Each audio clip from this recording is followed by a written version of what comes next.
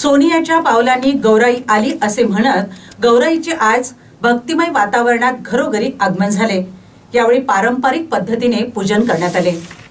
गणरायाच्या आगमनानंतर मंगलमय वातावरणात आज जिल्ह्यात अनुराधा या शुभ नक्षत्रावर महालक्ष्मी मातेचे आवाहन करून पारंपरिक पद्धतीने पूजन करण्यात येत आहे।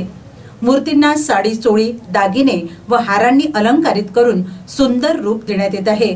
उद्या ज्येष्ठ नक्षत्रावर पूजन करण्यात येणार आहे। 2 सप्टेंबरला मूळ नक्षत्रावर विसर्जन करण्यात येणार आहे।